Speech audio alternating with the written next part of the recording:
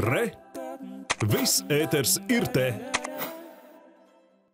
Pērn Latvijas vispelnošāko uzņēmumu topā pirmo reizi ar 61 miljonu eiro vadībā izvirzījies bezvadu interneta iekārtu ražotājs un eksportētājs Mikrotīkls. To apsteigusi tikai energokompānija Latvenergo.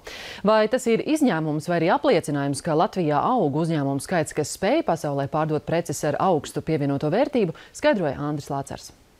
Elektroniskās komunikācijas sistēmu, tostarp Wi-Fi rūteru ražotājs Mikrotīkls plašākai sabiedrībai kļuva zināms pirms 13 gadiem, kā sakaru sistēma atjaunotājs sabombardētajā Bagdādē.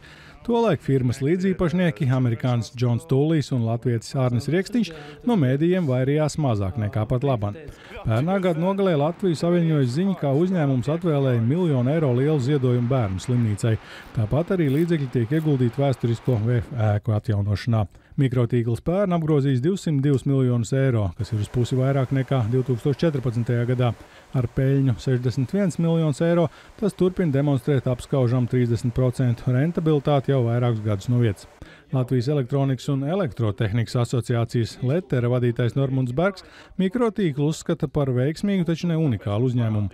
Tā panākuma pamatā ir personīgais produkts, rūteri, ko var uzticēt ražot apakšuzņēmējiem un pašiem nodarboties pārsvarā ar jaunu tehnoloģiju izstrādi un tirdzniecību, nosmeļot krējumu. Pēc līdzīga principa darbojas, piemēram, Apple. Mikrotīklam arī $1 miljardu apgrozījums ir ļoti sasniedzams mērķis kopumā, jo visas lietas, kas ir saistītas ar augstām tehnoloģijām, vienīgais limits tirgum ir zemeslodes izmērs, un ražošana un produktu radīšana ļoti viegli mērogojās. Tas nozīmē, ka ja jūs esat atradis produktu, kas pasaulē ir nepieciešams un viņi ir gatavi pirkt, tad tā izaugsme ir ārkārtīgi strauja.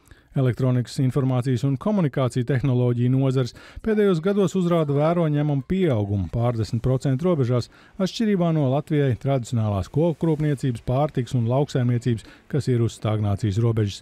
Tomēr arvien sagādā lielākos ienākumus. Nozara kopumā aug ārkārtīgi ātri. Ja, ir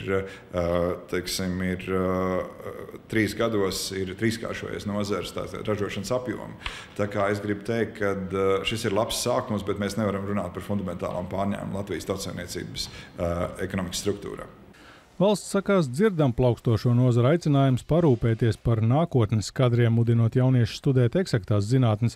Universitātēs jau palielināts attiecīgo budžeta vietu skaits, taču kamēr skolās nepieaugs fizikas un matemātikas pratība, par kuras zemo līmeni liecināja šī gada pilota eksāmeni, daudzi topošie veiksmes stāsti iznīkst vai aizceļo uz ārvalstīm.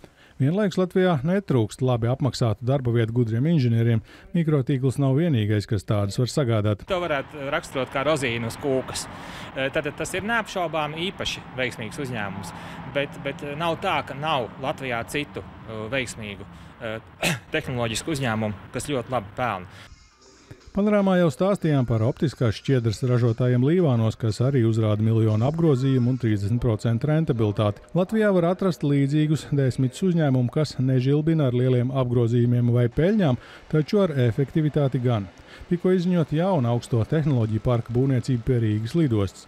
Līdz ar to, ja tiks atrisināta kadru un atsevišķos gadījumos arī labvēlīgāka nodokļu režīma jautājums, tad Mikrotīklam vispelnošāko uzņēmumu topā rastos konkurenti no augstas pievienotās vērtības produktu grupas, bet nevis tikai no bankām vai energomonopolistiem. Andris Lācars, Alvis Balodis, Latvijas televīzija.